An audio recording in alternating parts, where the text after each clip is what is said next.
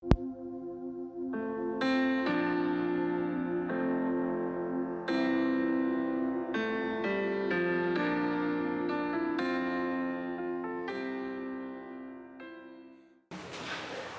vamos a empezar yendo al libro de Santiago. Y hoy empezamos una nueva serie en la iglesia, el libro de Santiago.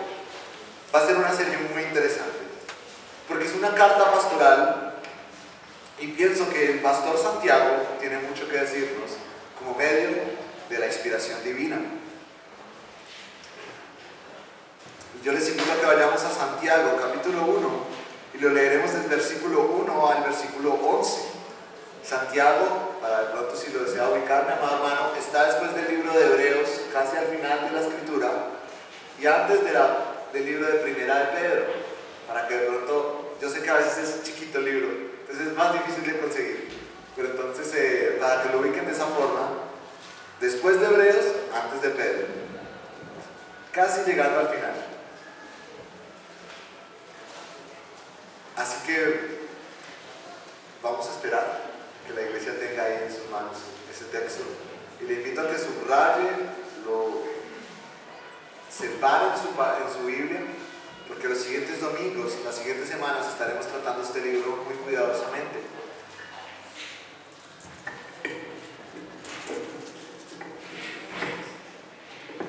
Y ya lo tenemos ahí, amén. Vamos a leerlo en el nombre del Padre, del Hijo y del Espíritu Santo. Salutación. Santiago, siervo de Dios y del Señor Jesucristo, a las 12 tribus que estaban en la dispersión, salud. La sabiduría que viene de Dios. Hermanos míos, tened por sumo gozo cuando os halléis en diversas pruebas, sabiendo que la prueba de vuestra fe produce paciencia. Mas tenga la paciencia su obra completa, para que seáis perfectos y cabales, sin que os falte cosa alguna. Y si alguno de vosotros tiene falta de sabiduría, pídala a Dios, el cual da a todos abundantemente y sin reproche, y le será dada. Pida con fe, no dudando nada, porque el que duda es semejante a la onda del mar, que es arrastrada por el viento y echada de una parte a otra. No piense pues quien tal haga que recibirá cosa alguna del Señor. El hombre de doble ánimo es inconstante en todos sus caminos. El hermano que es de humilde condición, gloríese en su exaltación. Pero el que es rico en su humillación, porque él pasará como la flor de la hierba. Porque cuando sale el sol con calor abrasador, la hierba se seca, su flor se cae y perece su hermosa apariencia. Así también se marchitará el rico en todas sus empresas. Amén. Vamos a orar. Señor Dios y Padre Celestial, gracias por este momento, Dios, tan especial. Gracias porque lo guías, porque estás acá en medio de tu pueblo, de tu iglesia. Dios, te rogamos de que nos hables, Dios, en esta mañana. Hables a nuestro corazón. Permitas que sea entendido tu mensaje. Padre eterno, de que podamos descansar en tu palabra, que podamos irnos, Señor, gozosos por lo que hemos recibido. Que, Señor, caminemos por medio de la fe. Que todo lo que quieres enseñarnos hoy, Dios, sea un tesoro invaluable para tu iglesia. Te lo pedimos. Háblanos, Espíritu Santo. Amén y amén. Así que, mis hermanos, esta carta fue escrita por un pastor, el pastor Santiago. Este pastor dirigía a la iglesia de Jerusalén más o menos en el año 44 después de Cristo. Él fue martirizado, murió siendo mártir, precisamente en la Jerusalén perseguida. Santiago reemplazó al apóstol Pedro en la dirección de la iglesia de Jerusalén después de que Pedro salió de prisión. Y precisamente en ese mismo año, en el año 44, escribe esta carta. Cumpliendo su función de pastor, él lo hace aún para los que no están en Jerusalén. Y nos vamos a dar cuenta en ese primer verso, ¿no? Para los que están dispersos, Esta carta fue dirigida a personas que no estaban en Jerusalén precisamente. Era para judíos que se habían convertido al cristianismo. Pero esto no quita de que esta carta pueda ser aplicada para los gentiles, que somos nosotros. Puesto que en ese momento de la historia no existía la iglesia gentil. Ese es el punto. No existía el evangelio a los gentiles. Es más, Santiago es contemporáneo a Pablo y vio cómo mataban a Esteban. Así que todavía no estaba el evangelio a los gentiles, el cristianismo estaba empezando. Pero igual es importante el contenido y práctica que ésta maneja para todos los creyentes. Santiago es una epístola general, en la cual falta una dedicatoria, pero sabemos para quién es, para cristianos exiliados de Israel. Podemos saber que Santiago no era un apóstol, no reunía los requisitos para un apóstol. ¿Por qué un hombre, no siendo apóstol, podía ser parte del selecto grupo de hombres inspirados por Dios? Santiago, el escritor de la epístola, fue el hermano de Jesús, es decir, hijo de María. Fue un hombre que prefirió presentarse como siervo de Dios antes que como hermano de Jesús. Lo vemos desde el primer verso. Y si quieren vamos a ir aproximándonos ahí. Santiago, siervo de Dios y del Señor Jesucristo. Miren cómo piensan su hermano. No lo ve como un hombre, lo ve como Dios. Y fue un hombre que prefirió presentarse como siervo de Dios antes como hermano. Y sabemos que la iglesia fue edificada por esta carta antes de que Pablo hablara a los gentiles. La iglesia misma fue añadiendo al canon bíblico esta carta por su autoridad y compromiso para exhortar a la iglesia de Cristo. Con el tiempo esta carta se consideró una epístola por toda la primera iglesia cristiana. Esta carta es dada a la iglesia judía y había muchos israelitas que vivían fuera de Jerusalén, ya fuera por las deportaciones, es decir, los sacaban de Israel, les decían, no pertenecen acá a ustedes, o por el exilio que sufría la nación precisamente, sacando a todos los cristianos perseguidos. Nos damos cuenta de la historia de Pablo. Pablo era de los que los sacaba precisamente. Y muchos se convirtieron y volvieron a sus lugares de residencia con el gozo de la salvación, y otros decidieron quedarse en Jerusalén. Y fueron perseguidos y expulsados después de la muerte de Esteban. A estos primeros cristianos se dirige Santiago. Y esta puede ser la epístola o la carta en el Nuevo Testamento más antigua que existe en la Escritura. ¿Vemos la importancia? Es el primer consejo pastoral que se da a la iglesia de Cristo. ¿Se imaginan ese privilegio para Santiago? Es el primero en exhortar a la iglesia de Cristo después de Cristo, y esto permanece por los siglos de los siglos. Es la primera guía que el Señor usó para la iglesia cristiana, para que tuviera la capacidad de definir el carácter cristiano, porque eso es lo que estaremos viendo en Santiago, cómo el cristiano define su carácter. ¿Se imaginan esta primera carta? La primera cosa que precisamente enfatiza a Dios por medio de un hombre inspirado es: iglesia de Cristo, es momento de que tengan carácter, porque son cristianos. Y él era alguien que conocía a Jesús.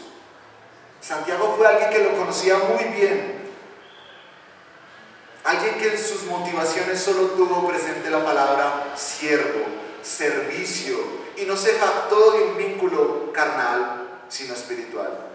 Y Dios en definitiva nos ha dado una exhortación y consuelo en esta carta inspirada por alguien que pudo caminar con el Salvador y de ser importante ayuda a su iglesia. Ya le podemos empezar a dar cierto significado, ¿no? ¿Es importante la carta de Santiago? Claro que sí. Los primeros cristianos la abrazaron y dijeron: Dios nos está hablando y guiando. Imaginémonos ahora siendo parte de esa primera iglesia. Santiago por mucho tiene las cualidades y características para ver el propósito de Dios en su epístola, siendo de ayuda para la edificación y la santificación de esta iglesia.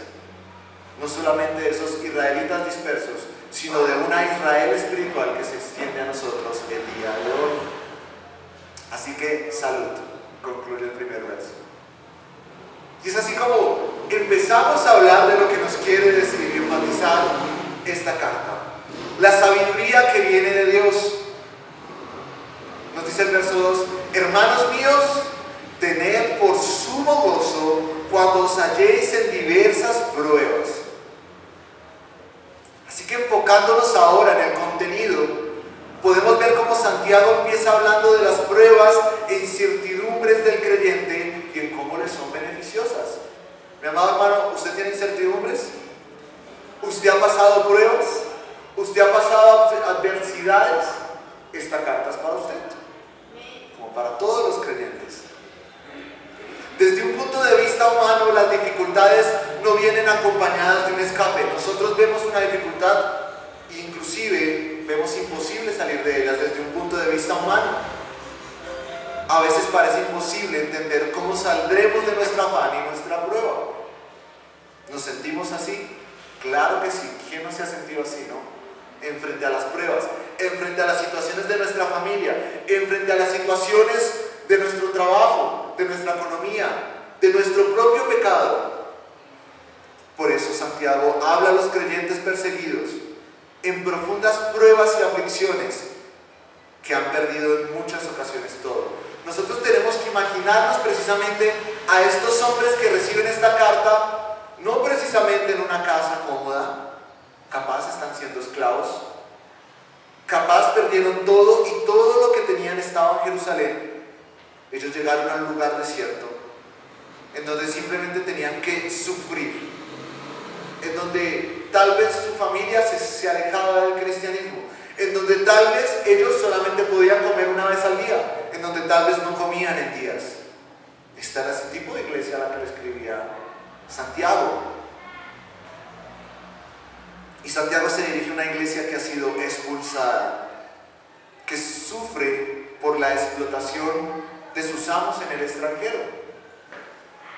Eran explotados, había trata de personas en ese tiempo, mis amados hermanos, no es algo de hoy. Y los cristianos lo sufrían primeramente, porque ellos salían de su comunidad a lugares extranjeros, en tiempos difíciles. Y pastoralmente, Santiago dice: los voy a cuidar desde acá. Ustedes fueron parte de esta iglesia y los voy a animar. ¿Cómo los cuida? Con una exhortación: regocíjense en lo que están pasando. Consideren con sumo gozo lo que viven.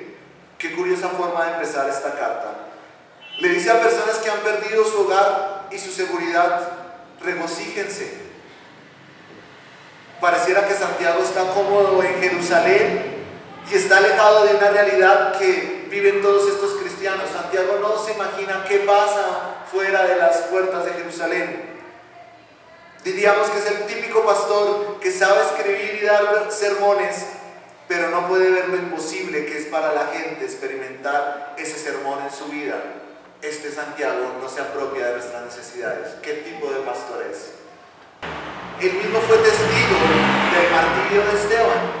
Vio como un hombre era sepultado en medio de piedras, y probablemente no fue el único mártir que vio morir. Así que él ofrece estas palabras de aliento como pastor: aliéntense, gócense en sus pruebas.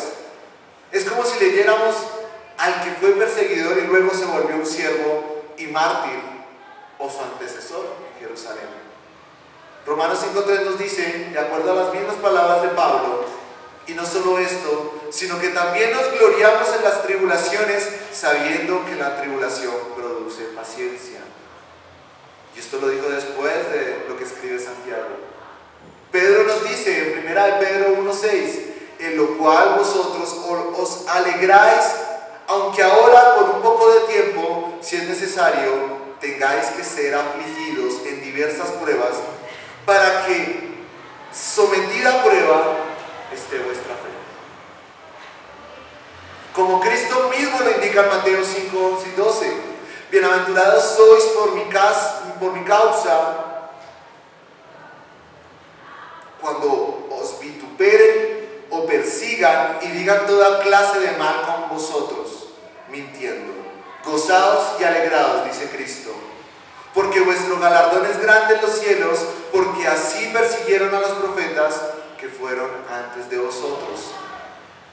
Por eso Santiago les dijo: hermanos míos, compañeros de fe, porque el hermano entiende el dolor de quien es su familia, se pone al nivel de él y considera sus aflicciones. Por eso sabe que lo que más necesitan ahora no es salir de la prueba, es gozarse en medio de ella. Así que las pruebas son, ¿qué son para nosotros las pruebas? ¿Cómo identificar las pruebas de estos creyentes y cómo podemos empezar a ver esta carta aplicada a nosotros? Las circunstancias angustiosas son las adversidades que Dios usa para probar la fe del creyente. Mi amado hermano, si usted ha pasado algo difícil en su vida y usted es del Señor, sepa que eso proviene del Señor. Esa adversidad. ¿Suena feo? Sí, suena feo. ¿Sonará incoherente? No es incoherente, mis amados. Porque las pruebas vienen de muchas formas y modos. Inclusive a veces como creyentes ni nos damos cuenta que estamos en una prueba. No nos damos cuenta que estamos literalmente en las manos del Señor. Y Santiago no piensa inmune al creyente ante las aflicciones, ante la enfermedad, ante perder, ante necesitar. Más bien le advierte que ha de tener pruebas y le es conveniente alegrarse. Nosotros como cristianos no podemos imaginar una vida sin pruebas. ¿Qué hombre en el mundo imagina una vida sin pruebas? Nosotros no se nos dijo, Cristo no nos dijo, ustedes tranquilos son inmunes. Ustedes dicen que es así y todo va a salir bien. Ustedes lo creen y son positivos y atraen las energías y todo les va a salir bien. De ninguna manera. ¿Qué nos decía Cristo? Regocíjense porque los van a vituperar, van a sufrir. Santiago, entendiendo esto, dice: alégrense.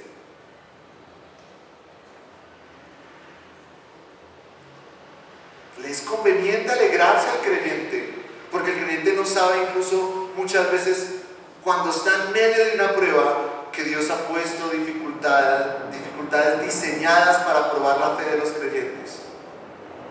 Mi amado hermano, que el Señor ojalá pruebe nuestra fe constantemente. Porque en medio de las pruebas, el creyente puede ver la bondad y la gracia de Dios.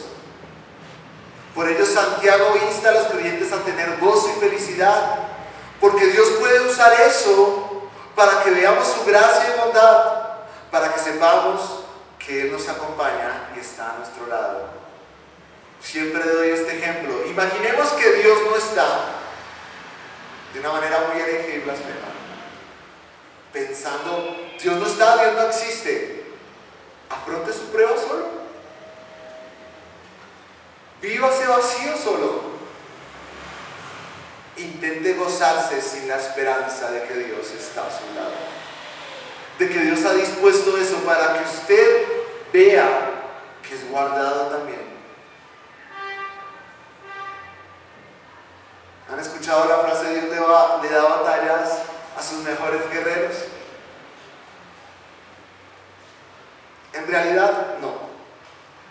Él da batallas, pruebas a hombres débiles que solo pueden sostenerse en ellas mirando a la cruz.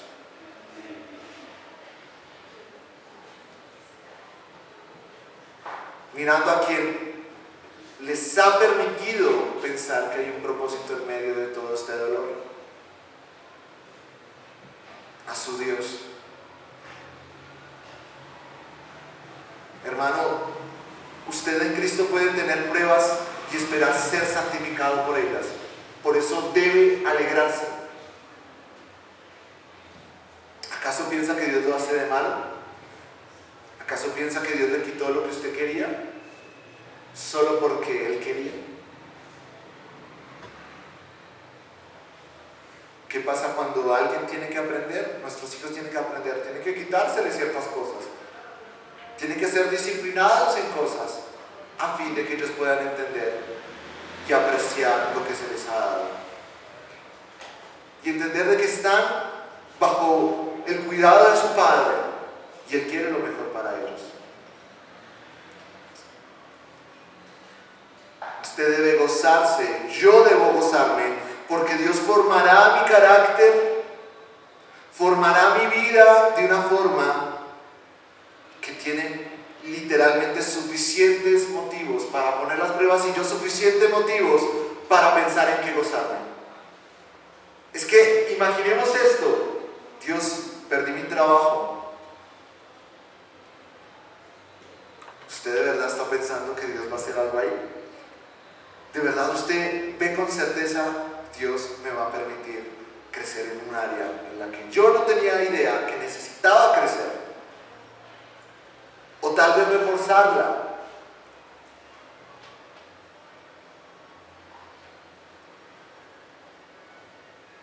Mis amados hermanos, el que nos ponga a prueba no quiere decir que nuestra fe tenga que ser, digamos que, certificada, por decirlo así.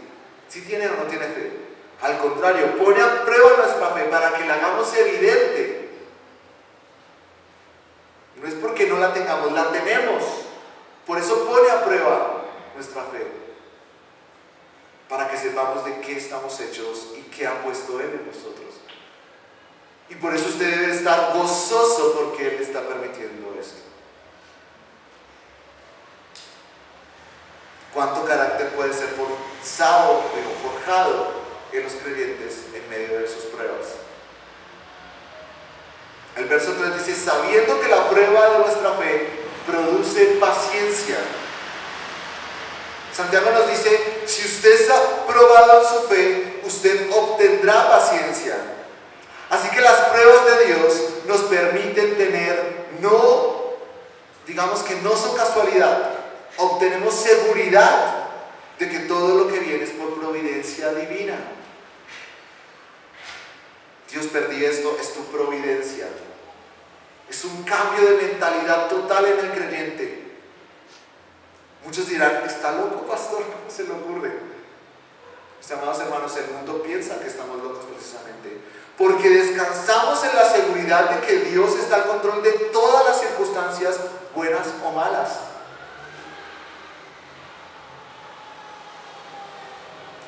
Así que las pruebas que Dios nos permite tener no son casualidad. Zacarías Ursino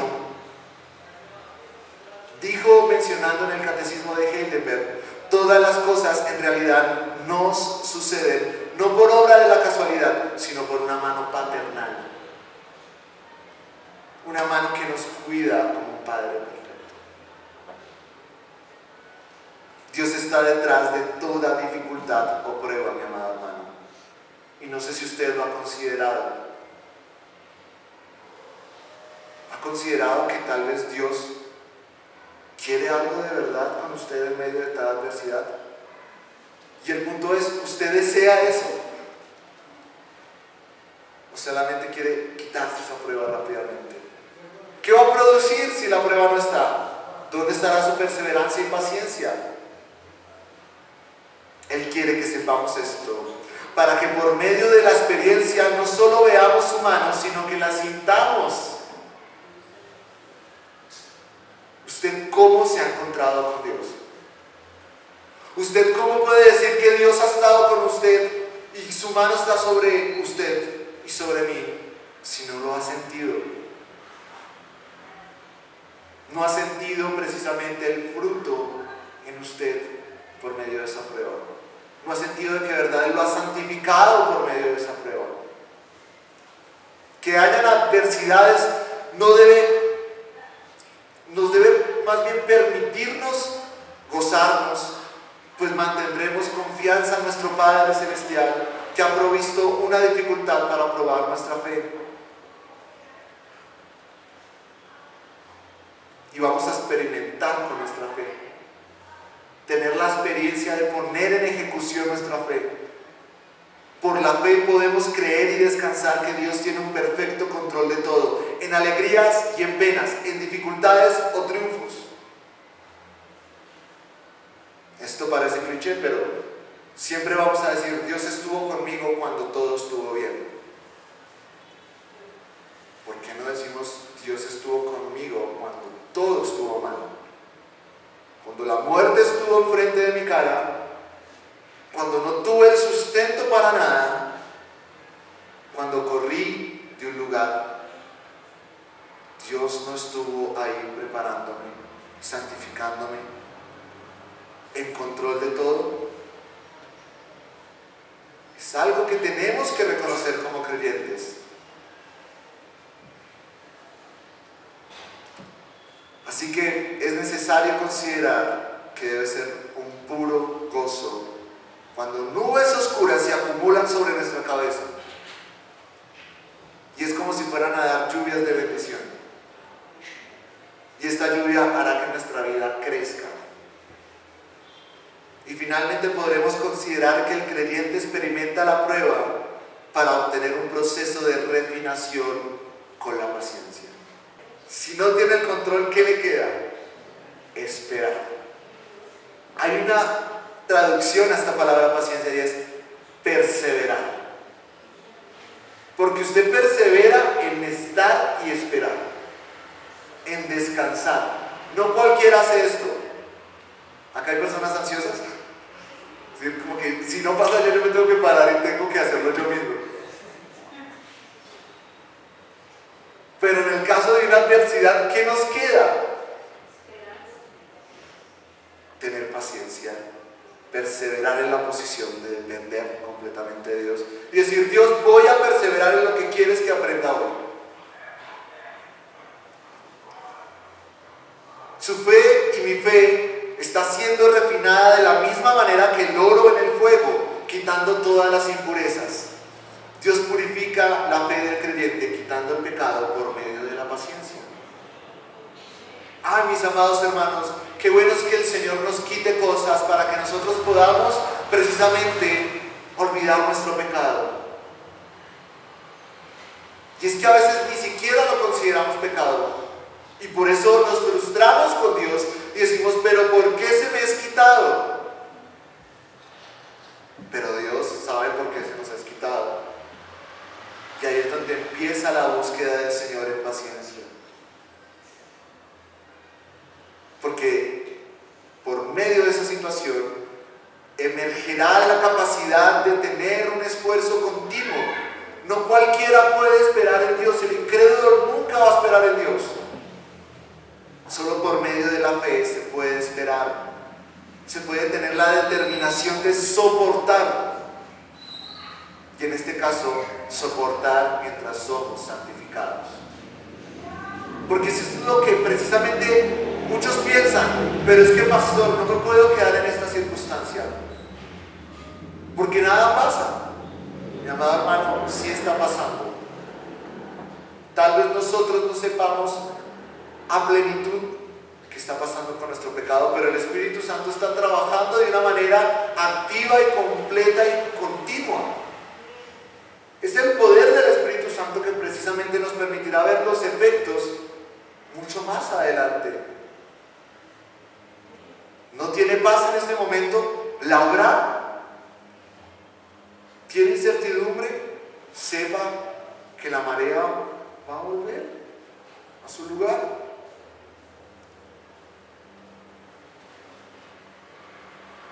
Pero no soportamos para resignarnos, que es lo más interesante. Pensando que debemos conformarnos, porque también es el otro punto. Es que tengo que esperar y resignarme con lo que el Señor va a hacer ahora, y me toca resignarme con los resultados. Y me conformo. Y miren que yo lo escuchaba, me dicen, es que usted es muy conformista. Es que usted se conforma con eso tan malo. Yo le digo, simplemente no puedo tener más si Dios no me lo da. Pero yo sé que Dios me lo va a dar, ese es el punto. Me va a dar algo mejor. Nosotros esperamos circunstancias para su gloria, y su gloria es lo mejor, para que se evidencie su mano poderosa. Pero ¿cómo podemos entender que nuestra fe está probada? ¿Cómo sabemos que esto tiene que ver con nuestra salvación y santificación? Mis amados hermanos, nuevamente, ¿para qué? Vamos a la primera pregunta del devocional. ¿Cuál es nuestra esperanza en la vida y en la muerte? Cristo, que de Él somos, a Él le pertenecemos en vida y en muerte. Su esperanza es de que en medio de todo eso, Él va a hacernos precisamente evidentes en que le pertenecemos y que somos para su gloria. Espere eso, y ahí ya empezamos a cambiar la circunstancia, ¿no? ¿Espera que llegue el trabajo? No, espere que realmente por medio de ese proceso usted va a ser acercado a la promesa de que le pertenece a Cristo. Cuando estamos en la prueba, hay algo diferente en el creyente. El creyente persevera y es paciente mirando a Jesús, el autor y perfeccionador, consumador de la fe, nos dice Hebreos. Se los voy a leer en este momento, si desean anotarlo, Hebreos 12, 1 al 3. Por tanto, nosotros también, teniendo derredor nuestro tan grande nube de testigos, despojémonos de todo peso y del pecado que nos asedia, y corramos con paciencia la carrera que tenemos por delante, puestos los ojos en Jesús, el autor y consumador de la fe, el cual por el gozo puesto delante de él sufrió la cruz, menospreciando lo oprobio, menospreciando su sufrimiento, y se sentó a la diestra del trono de Dios. Considerad a aquel que sufrió tal contradicción de pecado contra sí mismo, para que vuestro ánimo no se canse hasta desmayar. Mi hermano, no se canse de esperar en el Señor. No se canse de pasar por pruebas. El Señor literalmente nos está llevando a mirarlo a Él, a descansar en Él, a que nuestra paz sea Él. Dios nos llama a que nos dispongamos nuestros corazones para que nuestra fe sea aprobada, a fin que la paciencia y la perseverancia nos perfeccionen. Pero sepamos que así como Cristo fue paciente y sufrió la adversidad y la prueba, Él triunfó. Y usted debe esperar triunfar. Usted debe esperar que Dios tal vez no le vuelva a dar la casa que perdió. Tal vez no vuelva a tener el matrimonio que usted conservó. Pero hay algo mayor que todo eso. Estar en la gloria del Padre. Todo es basura. El vivir es Cristo. Y a eso somos dirigidos precisamente. Que aunque los resultados a nosotros nos parezcan incoherentes, en lo espiritual es completamente coherente. Perderemos todo, pero ganamos a Cristo. Y eso es lo importante. Consideremos entonces a aquel que es nuestro ejemplo, Cristo. Consideremos a aquel que ha provisto la mayor señal de que podemos vencer como Él lo hizo en la cruz. Y dar gloria a Dios en el proceso, gozándose, produciendo paciencia y perseverancia. Usted no está siendo probado principalmente para que Dios le llene de riquezas, sino para que espiritualmente muera a todo lo impuro y lo que lo aleja de Dios. Santiago les dice: miren a la cruz. Miren lo valioso de la fe puesta en prueba. Miren el resultado de la paciencia y a dónde nos lleva lo que produce esta. La paciencia en la adversidad es esperar en medio del dolor. Yo, mi amado hermano, no le voy a decir se le va a ir el dolor, se va a solucionar todo. No, el Señor le permite esperar en Él, descansar en Él y esperar esos resultados gloriosos. La paciencia en la adversidad nos permite levantarnos en medio del desánimo, del fracaso. Que Dios actúe en muchas áreas de nuestra vida, que santifique muchas cosas, es precisamente lo que nos dice o nos hace entender de que miramos a Cristo y le pertenecemos a Cristo. Diremos, el que perfecciona mi fe no puede hacer esto innecesario. Su prueba no es de ninguna manera innecesaria para Dios, ni para su vida. Su desilusión e incertidumbre no es innecesario, mi amado hermano. Dios lo va a santificar, que es lo más importante. Debo mirarlo a Él por eso. Es lo que debo tener en cuenta en medio de esto, que Él murió para que esto tenga sentido. No para que yo tenga casas y carros, no para que yo tenga lo que deseo en mi carne, sino que para que yo pueda ir a la cruz, descansar en ella y esperar vivir junto al Padre eternamente. El creyente que mira la cruz y se aferra a Dios con fe, sabe que no puede ser alejado de ese propósito, ser santificado para la gloria de Dios. Imagínense eso ahora. Su prueba le da una seguridad de que usted no va a ser alejado del propósito de Dios. ¿Saben, mis amados hermanos? Muchas veces este tipo de cosas más bien las queremos dejar de lado, y cuando las dejamos de lado, este tipo de pruebas, cuando nosotros rechazamos literalmente lo que el Señor quiere hacer con nosotros, pasa que terminamos alejándonos más y más de Dios. Y el versículo 4 dice: mas tenga la paciencia su obra completa, para que seáis perfectos y cabales, sin que os falte cosa alguna. Santiago repite la idea de paciencia y perseverancia, enfatizando la importancia de permanecer. Jesús decía: el que permanece firme hasta el fin será salvo. Si la fe que Dios ha ofrecido es puesta a prueba y esta produce paciencia, nosotros poco a poco seremos completos en áreas que nos alejan de Dios, precisamente. Así que cada vez que rechazamos una prueba y renegamos contra Dios por las pruebas, nosotros estamos diciendo: Dios, no queremos ser completos en ti. No queremos que lo que yo precisamente debo desechar de mi vida muera.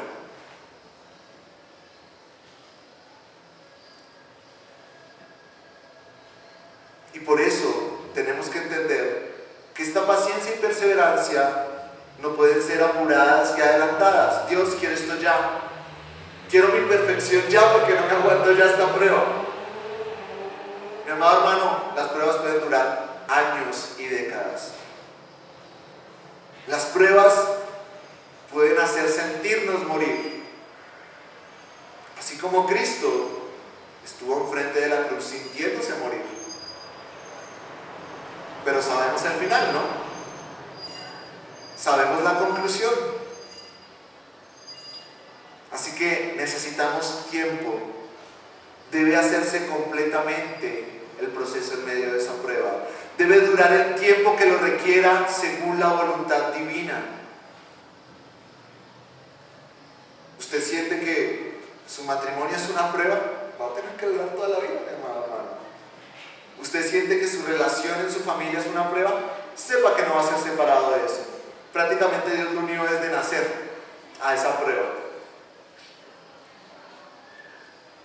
Si usted siente que en lo profesional no puede crecer y sus necesidades son bastantes, sepa que algo debe pasar antes para que el Señor lo bendiga completamente y le dé ese bienestar que necesita. Una pierna rota no se cura de la noche a la mañana. Debe haber paciencia en que sea curada la fractura. Y el proceso de curación debe recorrer su curso normal. Si el paciente pone fin a su recuperación, imaginemos a alguien con la pierna rota y dice: no, pues yo ya estoy bien al día siguiente. ¿Qué va a pasar en el primer paso? Se va a doler más. Se va a sentir más abandonado por el alivio. No va a haber paz en su corazón en medio de tanto dolor. Le conviene que esperar mientras es curado, mientras es completado. Imaginemos lo que decía Pablo a Dios. Pablo le dijo, quítame el aguijón 3 veces. 3 veces Dios diciéndole a Dios, por favor que mi debilidad ya no esté más conmigo. Esta prueba no la soporto más. Y recordemos cómo se consideraba Pablo. ¿Recuerdan cuando leímos Romanos? Miserable de mí, decía Pablo. ¿Nos hemos sentido miserables? Muchas veces, creo yo, en las circunstancias. ¿Pero qué le dijo Dios? Bástate de mi gracia porque mi poder se perfecciona en la debilidad. La debilidad es algo difícil, la debilidad duele, la debilidad nos incapacita, pero Él nos capacita por medio de ello. Qué impresionante es esto. Santiago nos indica, no interfieras con el plan de Dios para tu vida. Es decir, no es que podamos decirle a Dios, no quiero nada de ti. Él lo puede hacer, Él es todopoderoso. Más bien tenemos que decir, Dios, dispón mi corazón para esto, porque va a ser más difícil para mí entenderlo. Tengamos paciencia durante las dificultades, para que la obra que Dios ha comenzado culmine en su tiempo. Mi amado hermano, no seamos esos hijos rebeldes con un buen Padre Celestial. Así que, hermanos, oremos y pidamos a Dios que por medio de la fe y su prueba tengamos la suficiente paciencia para que su obra sea hecha y perfectamente manifestada en nosotros. Eso es lo que tenemos que hacer en medio de la prueba. Manifiesta tu gloria a Dios por medio de esta paciencia. Miren que las oraciones son como las de Pablo. Quítame el aguijón, Dios, quítame el aguijón. Y no son, Dios, hazme capaz de soportar esta prueba para tu gloria. Tenemos que tener presente que nuestra carencia mayor está en el área espiritual. Esta carta nos indica que para que no nos falte nada espiritualmente, nuestra paciencia es un medio para que no nos falte nada. Mi amado hermano, ¿quién está acá completo espiritualmente? Yo siempre me miro y digo, me falta tanto para llegar a ser a la imagen de Cristo, que si yo estuviera frente a Cristo, me daría vergüenza. Espiritualmente no estamos completos y necesitamos crecer, pero la paciencia es necesaria para eso. Muchas veces el crecimiento lo vemos es como, yo voy a crecer si predico en la iglesia, yo voy a crecer si sirvo en un lugar, yo voy a crecer si todo está bien y en paz en mi familia. Mi amado hermano, usted probablemente va a crecer muy lejos de eso. Porque ciertamente no todos fuimos llamados a lo mismo y tenemos que empezar a entender de que vamos a crecer más bien en lo que nos duele. Si usted no pasa dolor en medio de esta vida, usted no va a crecer espiritualmente y no va a ser completado espiritualmente.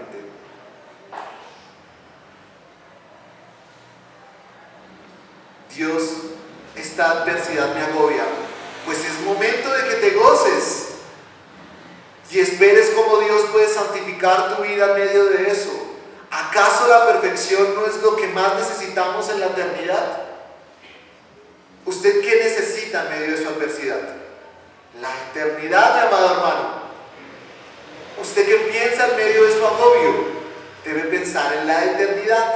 ¿Cómo esto me va a llevar a la eternidad? A las manos de Dios, a estar cara a cara con Dios. Así que Dios desea que no carezcamos de nada que no nos permita o que nos permita ser perfectos, maduros, santos. Si pensamos en que no podemos hacerlo, si usted tiene fe, Dios ya lo equipó con lo necesario para que pueda tener esa paciencia, mi amado hermano. Si usted tiene fe, y es ahí donde usted puede decir, soy del Señor. Esta carta es para la iglesia de Cristo. Entonces, ¿yo cómo estoy ejerciendo mi fe en la prueba? simplemente vas a decir, ay Dios, esta carta nunca me correspondió. No puedo ejercer esta fe. Pero mi hermano, yo confío en el Señor de que todos somos llamados a ser su iglesia en esta mañana. Y que todos hemos sido capacitados, equipados con lo necesario para tener la paciencia que necesitamos para soportar. Si la fe no produce paciencia, para esto es una fe muerta y sin obras. ¿Saben? Muchas veces decimos, es que usted, hermano, no tiene fe porque usted no va a levantar un muerto o un enfermo. Mi amado hermano, la fe se hace más evidente en estas pruebas. A veces pensamos que la fe se usa solamente para cosas mágicas y ciertas, precisamente, señales, pero no nos damos cuenta de que la fe es mucho más útil cuando está trabajando nuestra prueba, cuando está precisamente elaborando lo que necesitamos para llegar a la eternidad. Esa fe es la que necesitamos poner a prueba. Esa es la fe que necesitamos que no sean obras muertas. La mayor obra de la fe es nuestra santificación.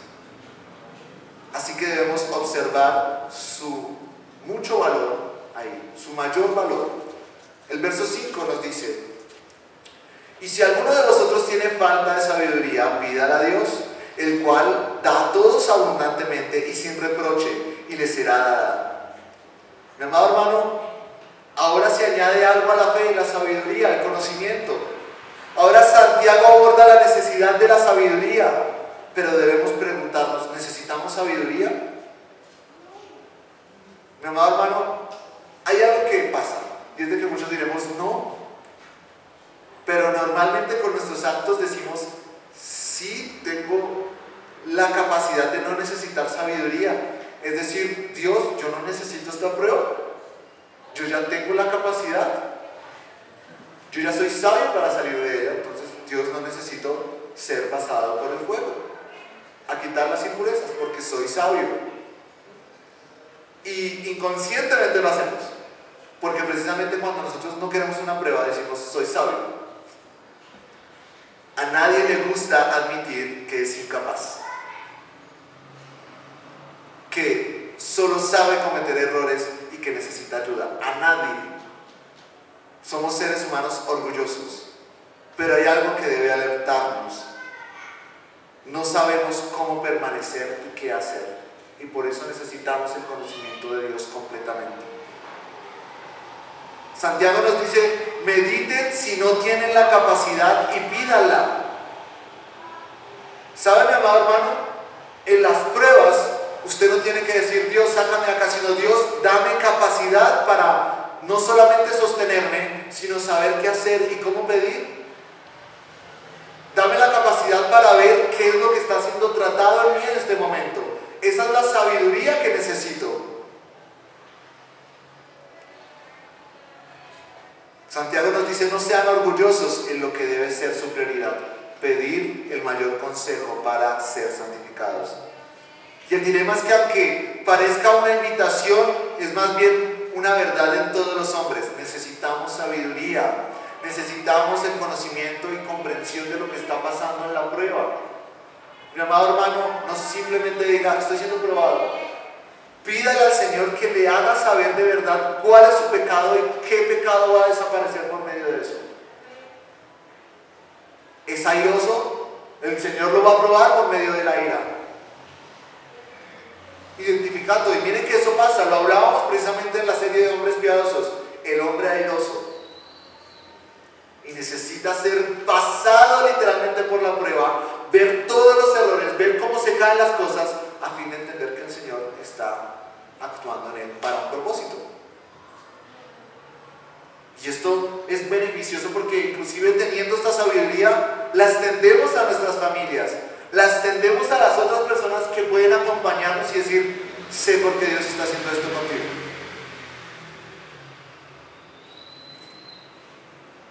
¿Para qué puede ser útil la sabiduría? Pues entendamos que el conocimiento que puede ser útil para el ser humano está en la verdad de Dios y que Él expresa en su palabra. Así que, amados hermanos, ¿es importante la escritura? Claro que sí. Hay hermanos que quieren pasar pruebas sin nunca ir hacia Dios. ¿Cómo se nos está pidiendo que pasemos la prueba? Pidiendo la sabiduría del cielo por medio de su palabra. De nada nos sirve obtener la sabiduría expresada en una ingeniería, en una carrera, si no tenemos el conocimiento del cielo para pasar esas pruebas. Si no tenemos la capacidad para obrar conforme a la voluntad dada a conocer a los hombres, nosotros seremos los hombres más torpes de la tierra. Por eso pedimos a Dios, porque en medio del conocimiento terrenal hay un conocimiento del cielo que sobrepasa el valor de lo que conocemos en esta tierra. Usted tiene estrategias para salir de la prueba, mi amado hermano, no van a ser suficientes. Usted es canchero en esta vida, usted sabe cómo vivir, usted lleva 30, 40, 50, 60, 70 años en esta tierra, sepa que es el hombre más insensato y menos capaz sin la sabiduría del cielo. Usted aún debe aprender y yo debo aprender de Dios y necesito ser instruido. Dios nos invita a que le pidamos ser instruidos. Él nos lo dará, que es lo bueno. Él nos dice, les daré lo que necesitan, la capacidad y la sabiduría. Él nos proveerá lo que necesitamos para ser fieles y permanecer. El versículo 6 nos indica, pero pida con fe, no dudando en nada, porque el que duda es semejante a la onda del mar, que es arrastrada por el viento, echada de una parte a otra. Así que, si Dios nos da generosamente y sin reservas, el creyente vendrá en oración y sin reservas. Juan Calvino decía, te ofrezco mi corazón, oh Señor, pronta y sinceramente. ¿Sabe cuándo dijo estas palabras? Cuando perdió a sus 2 hijos y perdió a su esposa.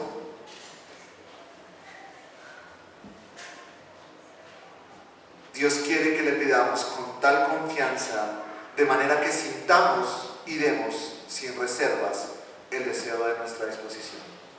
No quiere gente que esté solamente quejándose de sus pruebas.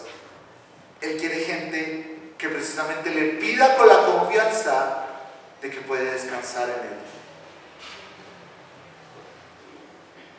Ese es el carácter de un cristiano en medio de la prueba. Dios no quiere contrastes en la forma de acercarnos a Él. Dios está bien, voy con toda la disposición para que tú sigas haciendo esto en mi vida. Dios, estoy mal, ¿por qué Dios? Él desea nuestro corazón y nuestra fe, que se unan en deseos propios, se unan en los mismos propósitos, a fin de que descansemos en nuestras peticiones hacia Él. La fe y la duda no pueden coexistir al mismo tiempo en un hombre.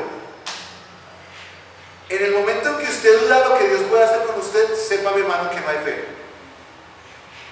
No hay fe. Si hay una duda, no hay fe. Sin fe es imposible agradar a Dios. Imagínese.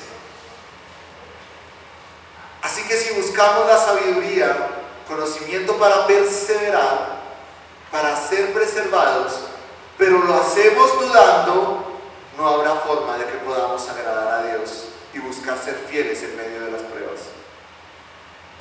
El hombre que ora con dudas expresa su duda acerca de la habilidad de Dios para que Él pueda responder y guiarlo. ¿Se imagina esto, mi hermano? Usted cuando le pide a Dios y usted duda de lo que Dios puede hacer, usted ya está quitándole atributos divinos. Sin sabiduría divina, el hombre vacila en los propósitos divinos.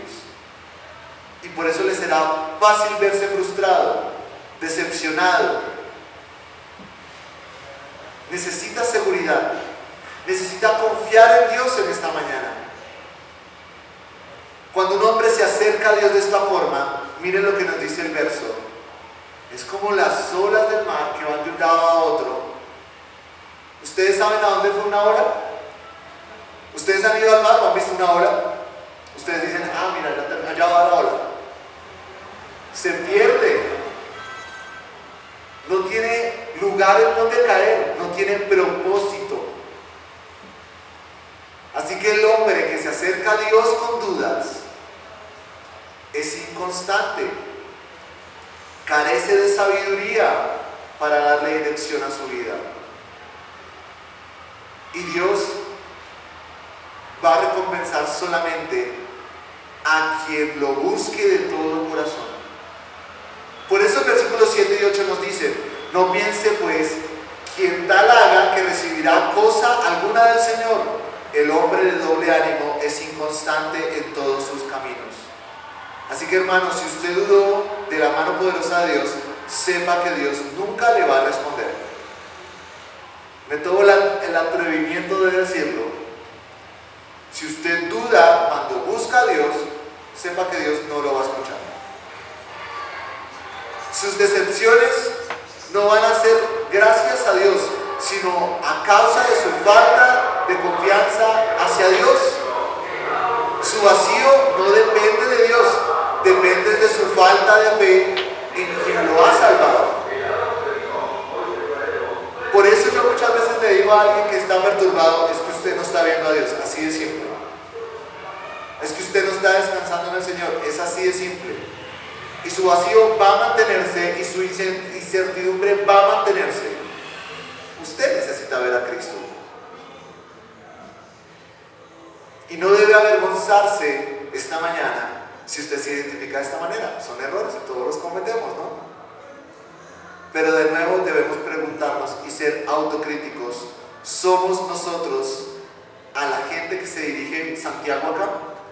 ¿Nos encontramos tan agitados como las olas del mar que no podemos mirar a Cristo y poner la fe en Él? ¿Perdemos la respuesta del Señor por ser débiles en la fe? Mi amado hermano, ¿siente que Dios no lo escucha? ¿Dónde está su fe? ¿Qué está pidiendo? Pensemos en Abraham. Él muchas veces flaqueó en su fe. ¿Cómo voy a tener yo un hijo? Tenía momentos de duda y esperanza.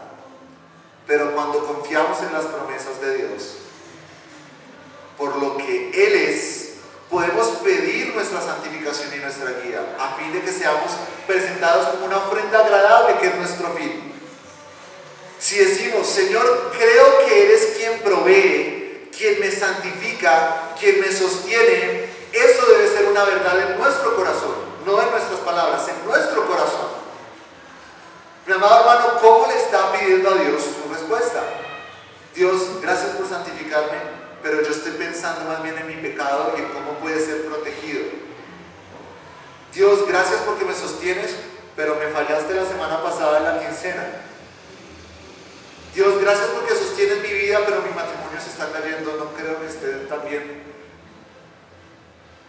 En vez de pensar: Dios, estás en todo y lo sostienes todo.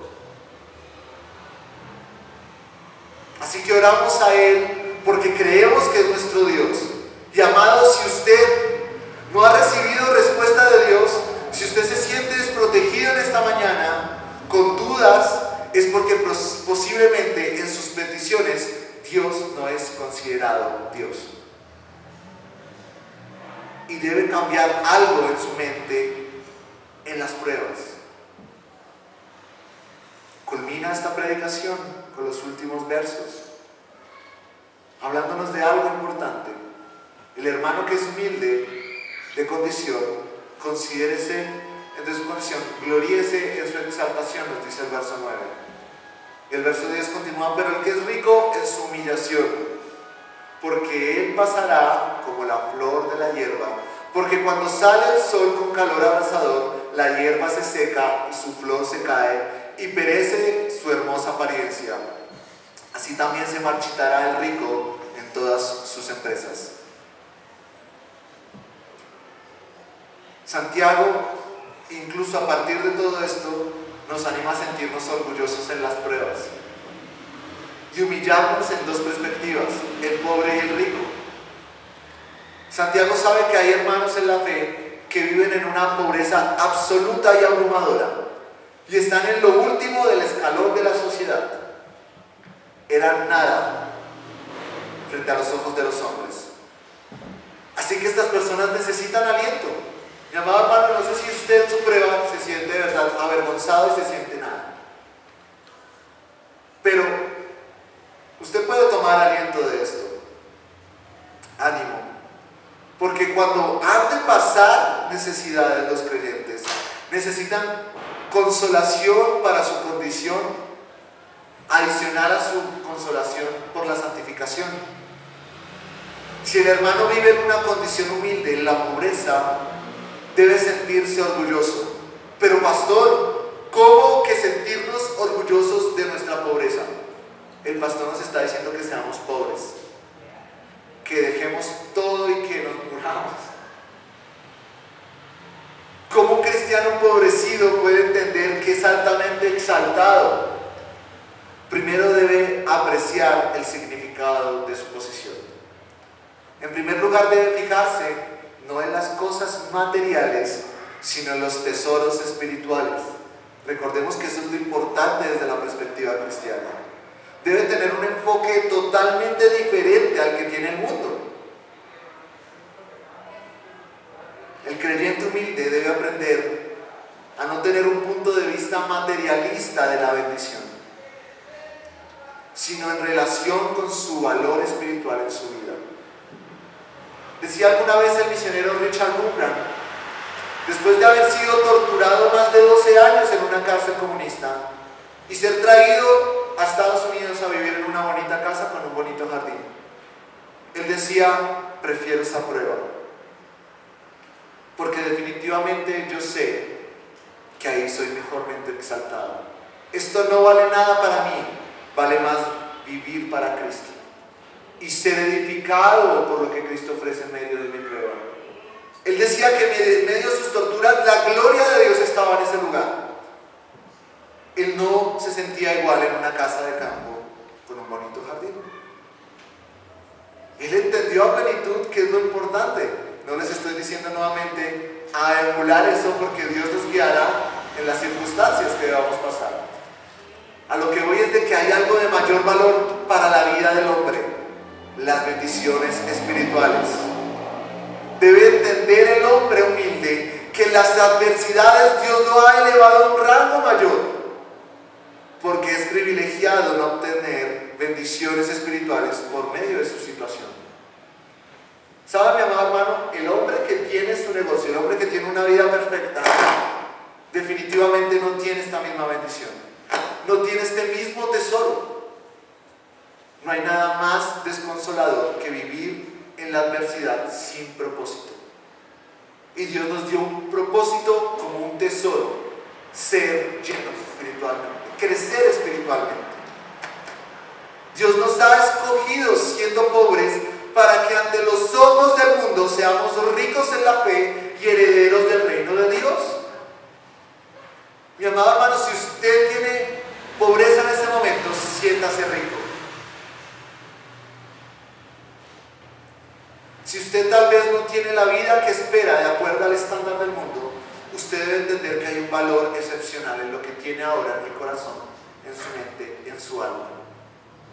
La verdad del Evangelio. Esto tiene un mayor valor. El vivir es Cristo, el morir es ganancia.